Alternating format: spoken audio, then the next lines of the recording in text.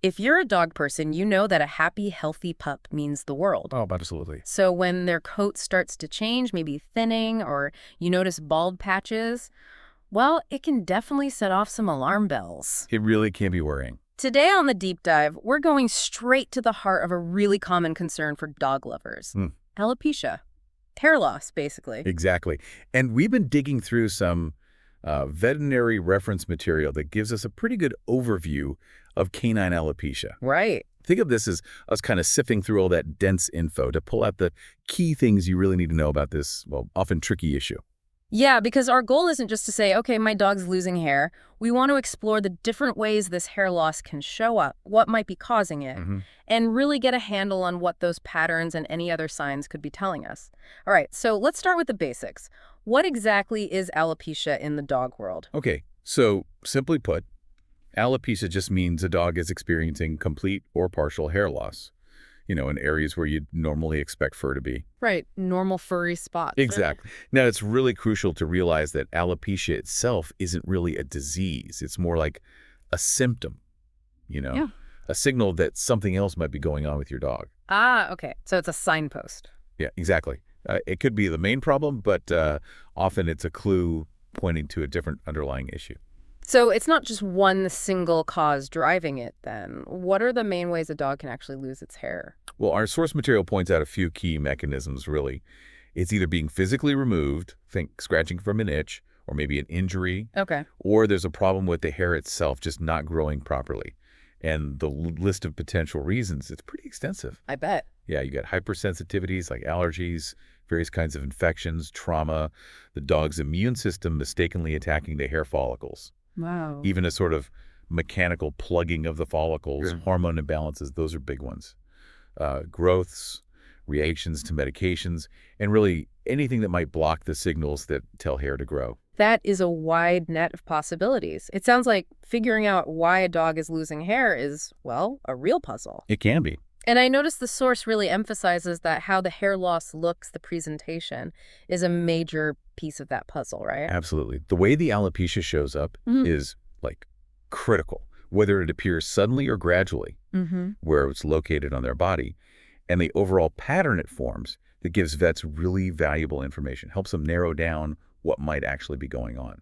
Okay, let's break down those visual clues. What's the difference between a hair loss that seems to pop up overnight versus something that develops, slowly over time? So we look at acute onset, meaning the hair loss develops relatively quickly, maybe over days or a week or two. Okay, sudden. Yeah, versus slowly progressive alopecia, where you see a gradual thinning or balding over weeks or sometimes even months.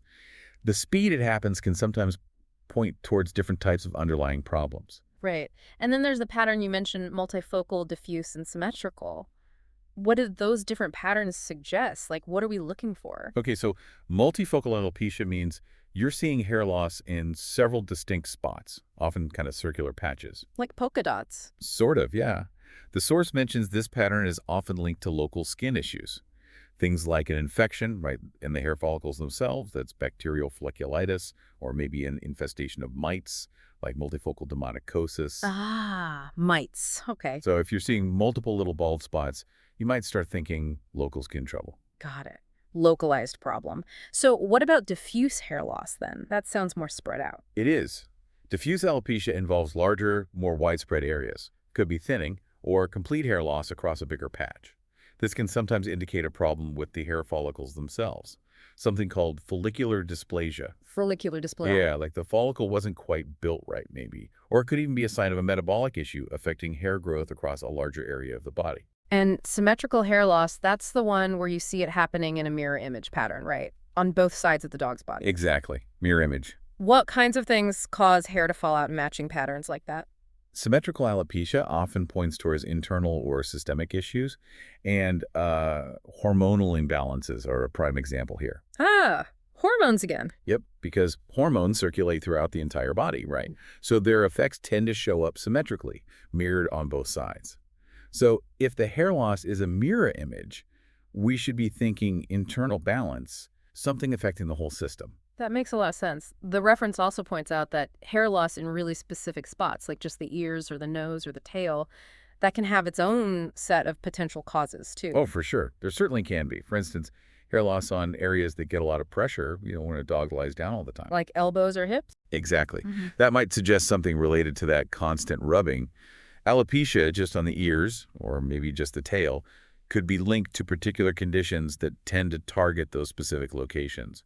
We could definitely circle back to some of those area-specific patterns later on. Okay. Let's go back to those multifocal causes for a minute, the patchy spots. The source mentioned a few specific conditions. Localized demonicosis was one, and that's caused by mites, you said. Yes, that's the one. Localized dermaticosis happens when Demodex mites, which, interestingly, live in small numbers on most dogs without causing any trouble. Really? I didn't know that. Yeah, they're normal residents usually. But sometimes they overpopulate in just one or a few localized areas. This can lead to partial or complete hair loss, often with some redness, maybe some blackheads. Veterinarians call those comedones. Nomadones, okay. And maybe a bit of flakiness or mild scaling. If it gets inflamed, you might also see some crusting developing. Got it. And then there's dermatophytosis. That sounds a bit intense. Is that what we commonly call ringworm? It is indeed ringworm. And despite the name, it's not caused by a worm at all. Right. I know that one trips people up. It does. It's actually a fungal infection. It can cause partial to complete hair loss, usually with scaling, and sometimes some redness, too. And interestingly, the patches aren't always perfectly ring-shaped, so the name can be a little misleading sometimes. Good to know it's not always a literal ring shape. Yeah. Okay, what about staphylococcal folliculitis? That sounds bacterial. Precisely. Staph folliculitis is a bacterial infection of the hair follicles. It often shows up as those circular patches of alopecia we talked about, along with something called epidermal collarettes. You can think of these like little circular flakes or scales, almost like the rim left behind after a small blister or pustule pops. Oh, okay. I can picture that. Yeah. You might also see redness, maybe crusting, and sometimes hyperpigmented macules, which are just darker, flat spots on the skin, almost like little freckles. The list also included injection reactions and rabies vaccine vasculitis. That's really interesting. Can getting a shot actually lead to hair loss? It can, yeah, in some cases. An injection itself can sometimes cause local inflammation right at the site. Makes sense. And that inflammation can then lead to alopecia, maybe even some thinning of the skin there because of scarring. Rabies vaccine vasculitis is a more specific thing. It's where a well-defined patch of hair loss can appear, usually around 2 to 3 months after the vaccination. 2 to 3 months later, wow. Yeah. It's thought to be related to inflammation of the small blood vessels in the skin right at that injection site. Definitely something to be aware of. What about localized scleroderma and alopecia areata? Those sound maybe less common? Localized scleroderma is very rare, yes. It's characterized by a really distinct pack of skin that becomes shiny, smooth, completely hairless, and feels thickened. The reference even mentions it's still considered a somewhat debated diagnosis. Yeah. Alopecia areata, on the other hand, is a non-inflammatory condition. It results in very distinct, usually round or oval patches of complete hair loss. It's believed to be autoimmune, basically the body's own immune system mistakenly attacking the hair follicles. Autoimmune, okay. And the last one in that multifocal list was sebaceous adenitis in short-coated breeds. What's going on there? Sebaceous adenitis, and sometimes you'll hear this really long name, idiopathic periodontal pyogranulomatous dermatitis. Whoa, mouthful. Right. Let's stick with sebaceous adenitis. It affects the sebaceous glands. Those are the glands that produce sebum, the oil that keeps the skin and coat healthy. In short-coated breeds, it often shows up as these sort of ring-shaped or maybe interconnected ring-shaped areas. They call it polycyclic of hair loss and scaling. Okay, wow. We've covered those patchy spots pretty well. Now let's shift to the symmetrical hair loss. Yeah. You mentioned hormones often play a big role here. First up is hyperadrenocorticism, or Cushing's disease, right? That's what most people call it. Yeah, Cushing's is a common name. How does that lead to hair loss? So in hyperadrenocorticism, the body is producing way too much cortisol. It's a stress hormone. Right. And this hormonal imbalance can lead to a really characteristic hair loss pattern called truncal alopecia. That just means the hair loss is primarily on the body, the trunk, kind of sparing the head and legs often. Okay, middle of the body. Exactly. And you might also see other signs like thin skin, maybe those blackheads or comedones we mentioned, and often secondary skin infections. Vets call that pyoderma. And hypothyroidism. That's when the thyroid gland isn't producing enough thyroid hormone. How does that affect their coat? Hypothyroidism can also definitely cause coat changes. Most commonly, you see a thinning of the hair on the trunk, just kind of sparse. Thinning. Okay. Yeah. While complete all-over hair loss is less typical, dogs of hypothyroidism can sometimes develop what's often called an alopecic rat tail. A rat tail. Yeah, where the hair on the tail thins out really significantly, leaving it looking kind of bare, like a rat's tail. Okay, I can picture that too. Next on the symmetrical list is non-inflammatory alopecia, also known as alopecia X. That sounds mysterious. It is a bit of an enigma, yeah. That's why it gets the X designation. The exact cause isn't fully understood. Alopecia X usually presents as symmetrical hair loss on the trunk, and it's often accompanied by hyperpigmentation, so a darkening of the skin underneath. Dark skin. Okay. Interestingly, the hair loss often seems to start in the area where the collar sits, like a friction point, but then spreads. There are several breeds that seem to be more prone to this one. Which breeds are those? The list includes Pomeranians, Chow Chows, Akitas, Samoyeds, Keeshondan, Alaskan Malamutes, and Siberian Huskies. Sort of the Spitz-type, plush-coated breeds often. That's really interesting how certain breeds just pop up again and again for specific types of alopecia. Now, the reference details a few hormonal imbalances that are specific to female dogs.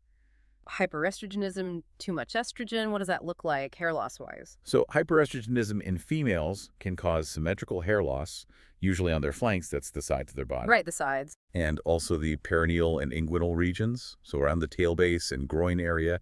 You might also notice other signs too, like an enlarged vulva or mammary glands.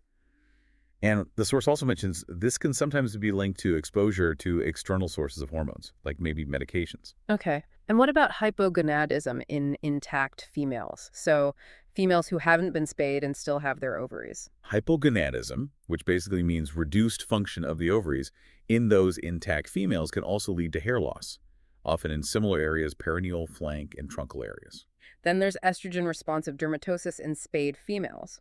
So even without ovaries, hormone imbalances can still cause coat issues. Yeah, apparently so. Yeah. Even in females who've been spayed, there can be this estrogen-responsive dermatosis that causes hair loss, specifically in the perineal and genital regions. It really highlights just how complex the whole hormone balance thing is for maintaining healthy skin and fur. Definitely complex. Moving on to the male dogs, there's testosterone-responsive dermatosis in castrated males. What's the story there? So in some male dogs who've been castrated, the lack of testosterone can lead to hair loss that develops pretty slowly, usually on their trunk. Slowly, okay. Yeah. And interestingly, sometimes giving them testosterone treatment can actually help resolve the problem. Huh. And male feminization from a Sertoli cell tumor, that sounds quite serious. It can be, yeah. Sertoli cell tumors are a type of testicular cancer, and these tumors can actually produce estrogen. Estrogen in a male dog. Exactly, which can lead to the syndrome called male feminization. One of the signs can be hair loss in the perineum and genital area, and you might also see gynecomastia, which is the development of mammary glands in a male dog. Wow, okay. Castration-responsive dermatosis, that sounds maybe similar to the testosterone issue, but perhaps a bit broader. It is related, yeah. Castration-responsive dermatosis in male dogs can cause hair loss in various areas, sometimes around the collar, maybe on the rump, the perineal area of the flanks. And as the name suggests, castration itself, if the dog is intact, can often help improve or resolve this type of hair loss. Okay. The last one in the symmetrical category is seasonal, cyclic, or canine-flanked alopecia. That sounds like it might come and go, maybe with the seasons. Exactly. Seasonal or cyclic flank alopecia typically shows up as this sort of wavy or sometimes serpiginous, like snake-like pattern of hair loss, specifically on the flanks. Just the flanks. Primarily, yeah. And it's often accompanied by hyperpigmentation, that darkening of the skin in those areas. And like the name says, it can be seasonal in some dogs, recurring at certain times of the year, often in the fall or winter, and then regrowing in the spring. Interesting. Which breeds get that one? Breeds like Boxers, English Bulldogs, and Airedale Terriers seem to be more prone to this particular type of flank alopecia. Okay. We've covered a lot of ground with multifocal and symmetrical patterns. Now let's talk about hair loss that's described as patchy to diffuse, so kind of in between those distinct spots and the more widespread, even thinning. Dermaticosis pops up again here. Yeah, dermaticosis isn't always neat little patches. It can also present in a way that's more spread out, maybe covering larger, uneven areas. You'll often see the same signs we mentioned before, though. Redness, inflammation of the hair follicles, that folliculitis, and the hyperpigmentation. And bacterial folliculitis can also be more widespread than just those neat circular spots. It certainly can. What might start as multiple small circular areas of hair loss can sometimes merge together, right? Yeah. And then form larger, more diffuse patches. The key indicator, again, is often the presence of those epidermal collarettes we talked about. Those little flaky rims. Got it. Dermatophytosis or ringworm is also in this category. Does that tend to spread out more sometimes? It can, absolutely. While it might start in just one or two spots, ringworm can definitely spread to involve larger and more diffuse areas of the coat, and it's often accompanied by that scaling, redness, and sometimes the hyperpigmentation too. Sebaceous adenitis is mentioned again too, but this time affecting more of the body, not just in rings. Right. So while in short-coated breeds, it might start with those ring-shaped patches we discussed. Mm-hmm. In other breeds, sebaceous adenitis can cause more widespread hair loss. And it often comes with a very characteristic thick, kind of sticky scale that tends to adhere tightly to the skin and remaining hairs, usually mainly on their back, head, and limbs. Thick, sticky scale. Okay. Okay. Color mutant or dilution alopecia, that sounds like it's specifically linked to their coat color, like the name suggests. It is, yeah. This condition affects dogs with diluted coat colors, think blues or fawns, like in Dobermans or Weimaraners. Ah, okay. Those specific colors. Exactly. The hair in those specifically colored areas can become brittle, maybe coarse, leading to a thinning of the coat just in those patches. Yeah. And it can often be complicated by secondary infections in the hair follicles, that folliculitis again. Follicular dysplasia is listed as causing slowly progressive alopecia in this category. Is that different from alopecia X? They both sound like follicle problems. It's a subtle difference.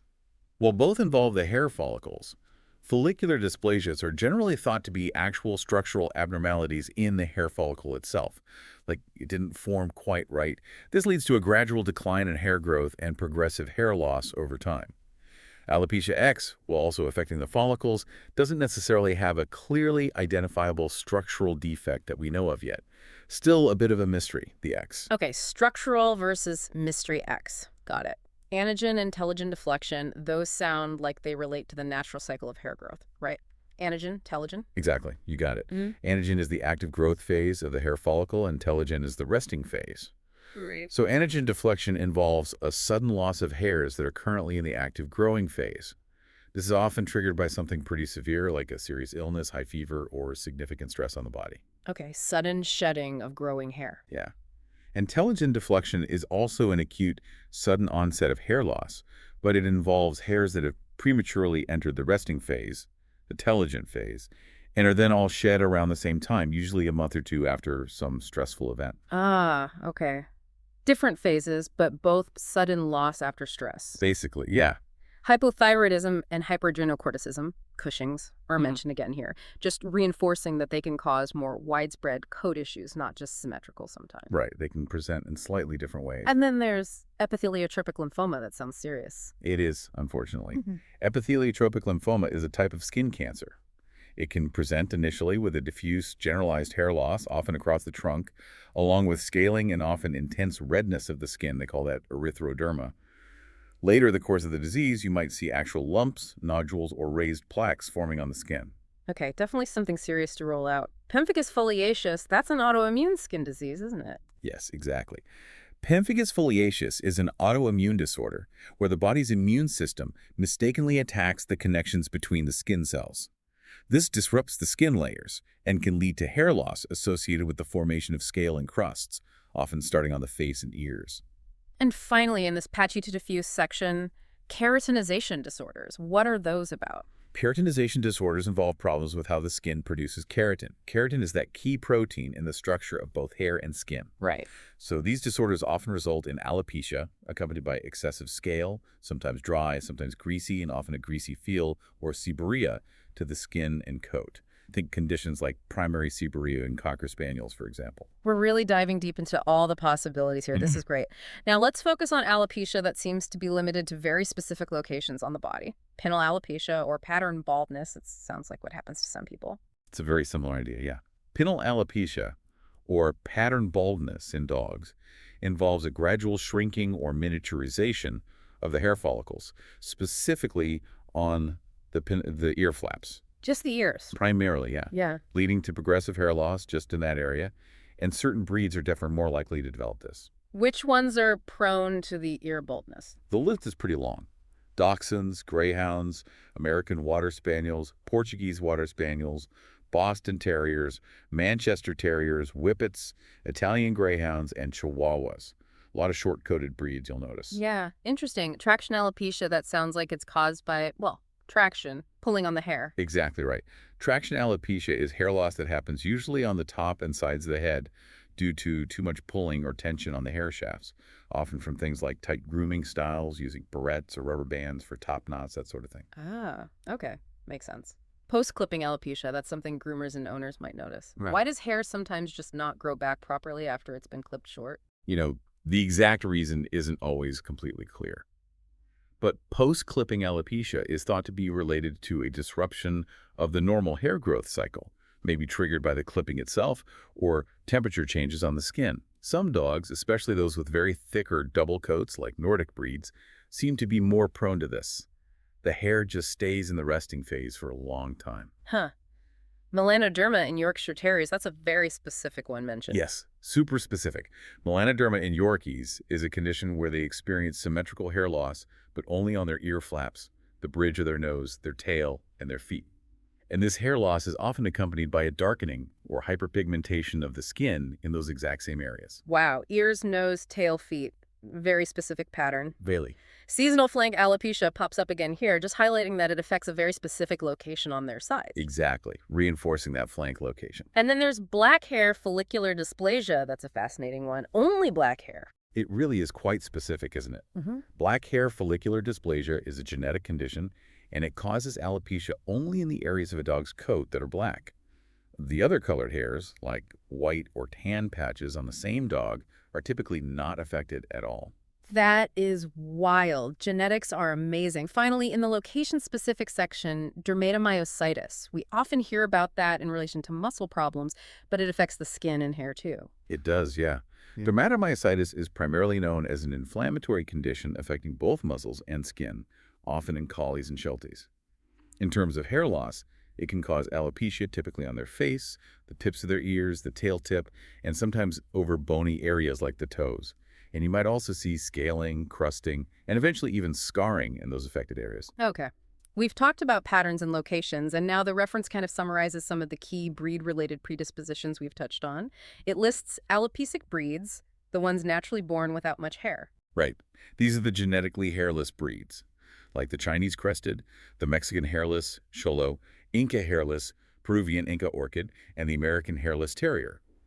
And interestingly, even though they're meant to be hairless, they can sometimes still experience skin issues like blackheads, infected follicles, folliculitis, and even boils or furunculosis. Then there's congenital hypotrichosis dogs who are born with less hair than normal, but aren't a hairless breed per se. Yes, congenital hypotrichosis isn't one single thing. It refers to a range of conditions where puppies are born with sparse hair, or sometimes no hair at all, and it doesn't always grow in normally. The reference lists several breeds that can be affected by different forms of this, including Cocker Spaniels, Belgian Shepherds, Poodles, Whippets, Beagles, French Bulldogs, Yorkshire Terriers, Labradors, Bichons, Lhasa Apsos, and Basset Hounds. Quite a varied list. Wow, yeah. Color dilution alopecia shows up again in the breed summary, highlighting those blue and fawn Dobermans and Silver Labs we talked about. Exactly. Really driving home that link between dilute coat colors and that specific type of alopecia in certain breeds. And melanoderma with alopecia is specifically called out again for Yorkshire Terriers, emphasizing that strong breed link. Yeah. And seasonal flank alopecia is listed again with the Boxer, English Bulldog, and Airedale Terrier. It's just really clear that for some types of alopecia, certain breeds just have a much higher genetic likelihood of developing them. Pinal alopecia, the ear baldness, and alopecia X, the mystery one, also have their lists of predisposed breeds reiterated here in the summary, which is definitely a good thing for owners of those specific breeds to maybe keep in the back of their minds. For sure. Awareness helps. So, okay, with this huge range of potential causes, patterns, locations, breed links, how do veterinarians actually go about diagnosing what's causing a specific dog's hair loss? It sounds daunting.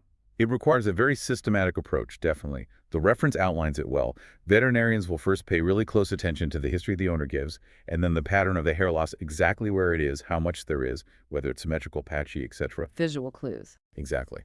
And they'll also carefully examine the skin itself for any other changes, looking for inflammation, redness, scaling, crusting, those epidermal collarettes we mentioned.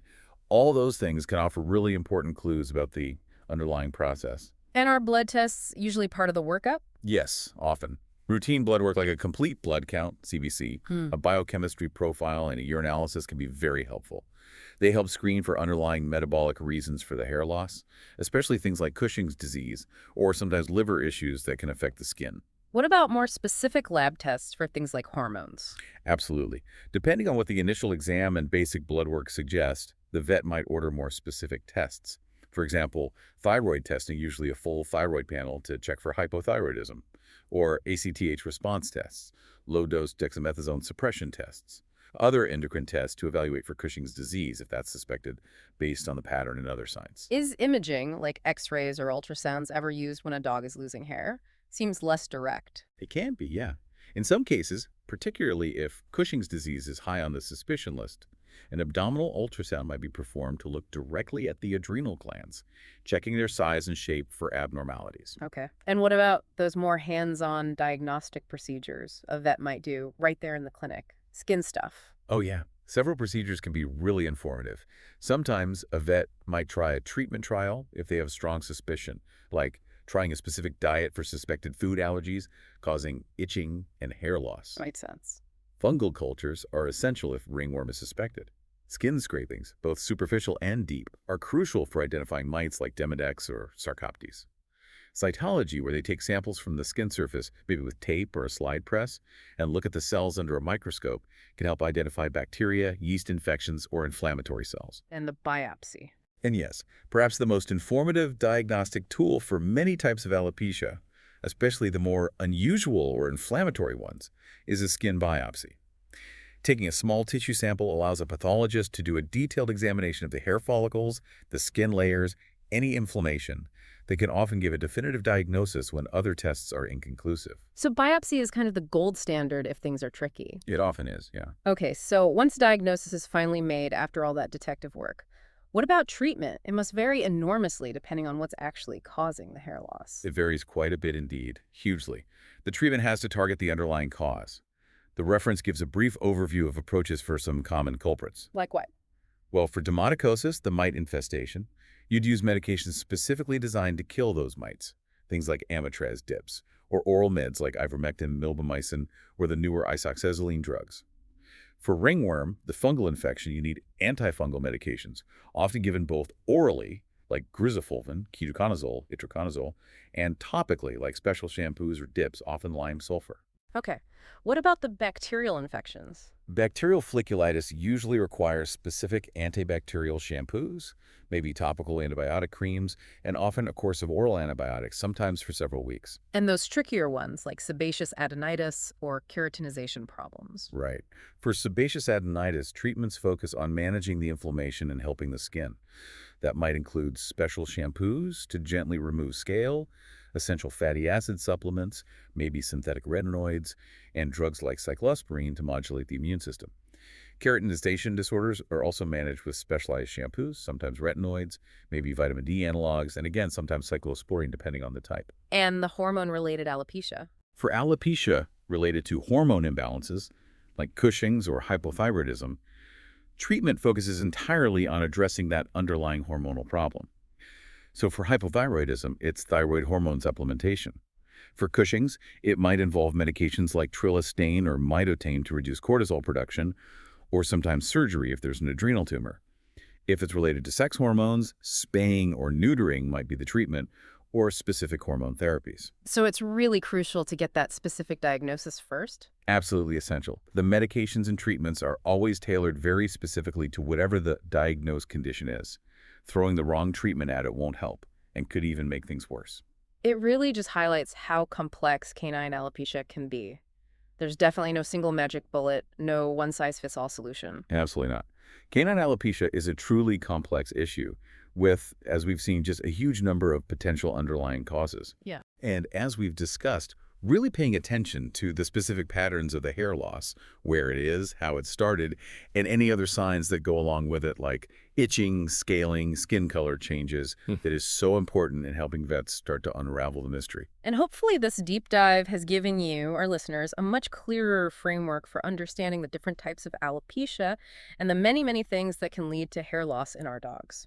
Remember, if you ever notice any changes in your own dog's coat, thinning, patches, anything unusual. Don't wait. Yeah, it's always best to connect with your veterinarian, get them involved early to get an accurate diagnosis and, of course, the right treatment plan. This whole exploration really underscores something important. Your dog's coat isn't just, well, cosmetic. Hmm. It's not just about looking fluffy or sleek. It's actually a really dynamic indicator of their internal health. Any change, no matter how small or superficial it might seem, could be a signal worth paying close attention to. It really makes you think about just how interconnected all the aspects of their well-being truly are, doesn't it? How something on the outside can reflect something much deeper inside.